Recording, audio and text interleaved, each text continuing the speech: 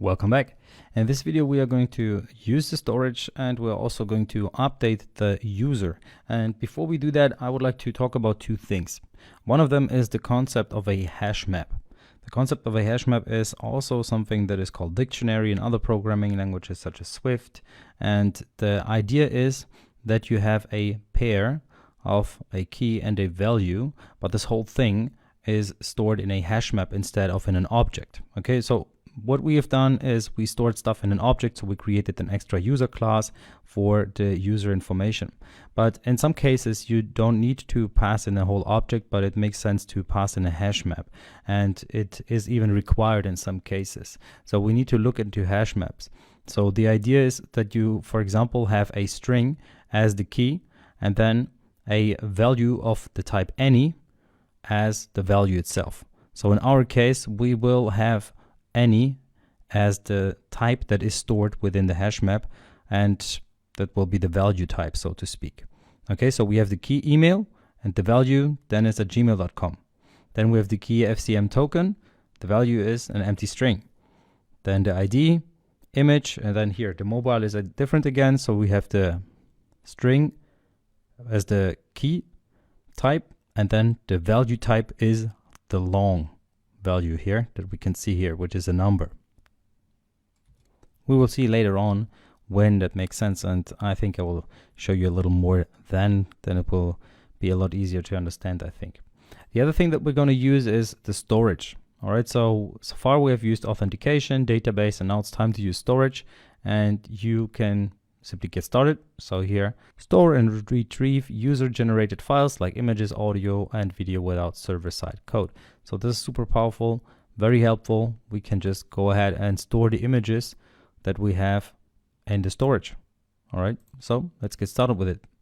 You can see you have to have the security rules accordingly. And at one point, so after you define your data structure, you will need to write rules to secure your data. You should definitely check this out. But for now, we can just press next and we can now use it. And here, the cloud storage location is going to be the same as we have selected before. So now I'm going to press done and it's creating a default bucket for us. So now we can go ahead and start storing stuff in our Firebase storage. You can upload files from here directly if you want to. Then you can see that there are certain rules that you can define. So if you want to know more about the rules, view the documents and check those out in a lot more depth. But what is interesting for us is going to be to upload files. By the way, we also have here usage, where we can see how much bytes are stored, how many objects there are, the bandwidth that was used so far, and everything. All right, so let's go ahead and upload files, but of course not by using it manually, but via code. Therefore, we need to go to our Gradle and add an implementation here. So let me add this implementation, which is com.google.firebase:/firebase-storage:19.1.1. All right, so once you have added that, let's sync it. And once it's synced, we can use it. So now let's go back over to our My Profile activity. In here, I will create a new function which will help me to understand the file extension of a file that we have downloaded. Because a file could have multiple different extension types, right? And it's interesting for us because if it's an image type, then we can use it as an image. If it's another type, then we cannot use it as an image and, for example, not as a profile image. So we're just going to go ahead and create a function which will get the file extension based on the URI. So we get a URI, which is a link, right? And we can see, is it an image or whatever type is it? All right, so we can return a string or we can return nothing. All right, it really depends. Now you see, we of course need to return something, and what we will use is we will use the MIME type map class. So return MIME type map, get singleton dot, or here get extension, and by the way we need to import MIME type map. Let's do that real quick, and then get extension from MIME type. and here we can pass in the URI. So content resolver get type with the URL that we pass in, and it's our URI. All right, so let's look over what's happening here. So MIME type map, the two-way map that maps MIME types to file extensions and vice versa. So it's basically a class which allows us to find out the type of a URI. Then we use getSingleton in order to get an instance of this MIME type map class so that we can use its functions. Then we use the get extension from a MIME type. So we basically find out the extension for the given MIME type. So we just go ahead and say, okay, use this URI, get the type of the URI, we use the content resolver here from the context wrapper. So basically we just say, okay, use this URI here, and then return the extension, so the type of it, or find it out based on the extension. So if we have a file, which is, let's just use the Homer Simpson example again. So it's stored right here. Let's use this value. So you can see it has this .png. So this is the extension. This is the ending of the file. It starts with a dot. So we know, okay, it's of type PNG. So this will be an image. If it's of type MP3, then it will be an audio file. If it's of type MP4, then it will be a video file. All right. So basically we are passing in the whole link, this HTTPS and so forth, .png, and we will get a return type, which will be of type string, and it will basically give us the extension type. Okay. All right. Now it's time to upload something to our storage. So private fun upload user image is how I'm going to call this function. And what it should do is it should first of all show the progress dialog. So show progress dialog with our please wait text. So please wait. Actually, we have to get it from the resources. So here, resources get string r.string dot, and here it was something like please wait. Yeah, there it is. So we have this string, right, which is called please wait, this one. So of course we want to make our application easily extendable and adjustable, so that's why we use this approach. Okay, so we show the progress dialog, and then if the selected image file URI is not empty, so if m selected image file URI, that's the variable that we created in the last video, if that is not null, then do something with it. So basically we want to then store it in our storage. Okay, and in order to do that, we need to have a storage reference first of all. All right, so we use val sref, which stands for storage reference, will be our Firebase. And this is, by the way, the type. It's not the equal sign here, the colon. Storage reference, we need to import that. It's also from Firebase, right? So this is a class which is given by Firebase. And we can go ahead and use Firebase storage now to get the instance of it. And here, import Firebase storage as well. Or write it correctly like this. Okay, then you don't need to. Well, actually, we need to import it. Let's do that. Then you enter reference dot child. So this is basically the structure that you will need every time if you want to store something.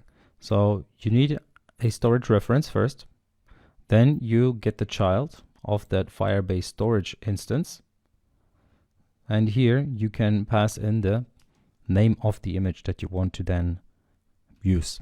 Okay, so in our case, what I want to do is I want to call this one user image plus system dot current time in milliseconds plus a dot and then the file extension. So get file extension based on our m, and how did we call it? M selected image URI. Okay, so let's look at it in one line so it's a little more readable. So basically what we want to have is an image which has a very unique name. So it's going to be called user image. Then it's going to take the current time in milliseconds, and then it will add the file extension.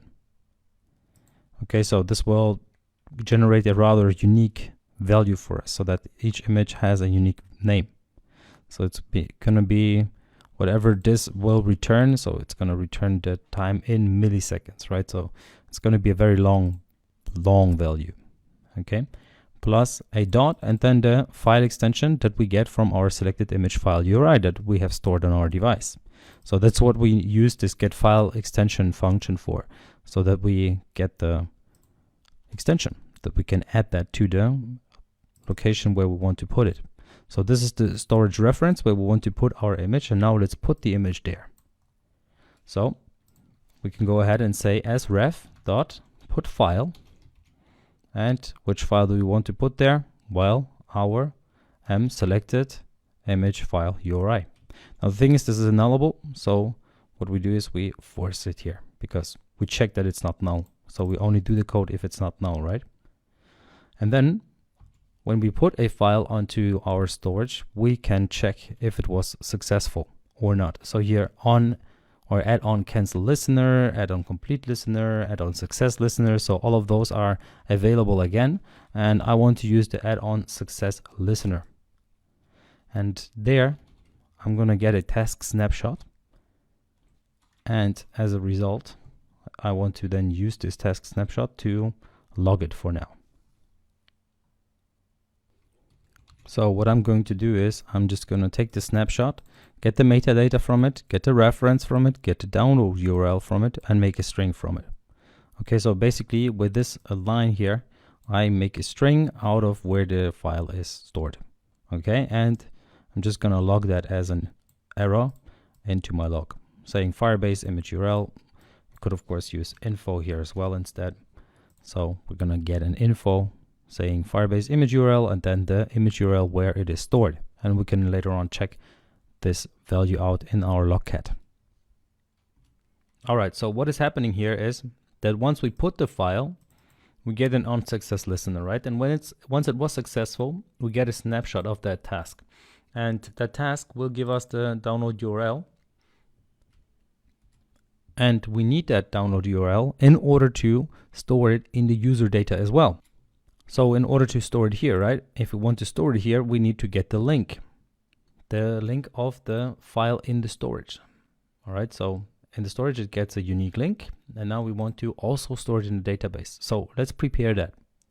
Therefore, we take this task snapshot, we get its metadata and so forth. So we pretty much do the same thing as here, except for this toString part. And we add another on success listener here. So here, this time we get a URI, which is the actual link. Okay, now we can go ahead and store that URI somewhere. So what we can do is we can have another log entry, which is going to be the URI as a string. So downloadable image URI, and that will now be the URI to string. And now what we can do is we can go ahead and create a variable in which we store that value. So let's go ahead and create a new variable here. So we have the selected image file URI, which is on the device, but now we need to have the downloadable URI. So private var m profile image URI. I'm going to call it simple string, because that's going to be fine as well.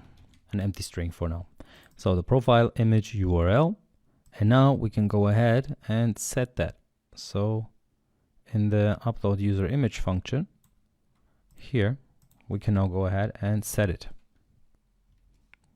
So let's say m profile image URL is going to be a URI to string. So the URI that we get as a string will be stored in m profile image URL. Now at this point, what we want to do is we want to update the user profile data with this profile image. Okay, so here to do update user profile data. So we will need to create a function which will update the user profile data, which includes the name and all of the changes that the user could have made, right? He could have changed the email, well, not that, but the phone number, his name, and then whatever settings you want to add later on as well. Okay, but of course, when something can go right, there's also something that can go wrong. So let's add for this part here, for this putting file something into our database or into our storage, an on failure listener. So what shall happen if we get an error here? So then we will get an exception, right? And what do we want to do with this exception? Well, what we're going to do is just write a little toast with the message. Okay, so we're just going to take this exception and then display the exception message. And of course, what we should also do is hide our progress dialog, because otherwise it will be constantly displaying if we had the error and will not disappear. All right, so at this point, let's just test it real quick. And in order to be able to test it, we need to give our update button a functionality. So let's go ahead and use the button update, set on click listener. And here we're just going to say if m selected image URL is not empty, so it's not null, then run our update or upload user image. Of course, it's not done yet. We still need to do a lot more here. So what if the image URL is empty? What do we want to do then? Well, then we just want to update the other information. For example, if the user changed the name or changed the phone number, then we still want to update those, right? All right, but now let's test it with what we got. Okay, so let's go over to our profile. Now let's select the image of Homer. And let's see if we can upload anything. Okay, so let's press update. Please wait. And of course, we don't have the functionality that will close this, because currently, if we look at our code, when we upload it, upload image URL, we start the progress dialog and we only close it in the on failure listener. So here, this hide progress dialog. Of course, we will later on do that in the update user profile data. So this hide progress dialog, but for now we can do it in here as well.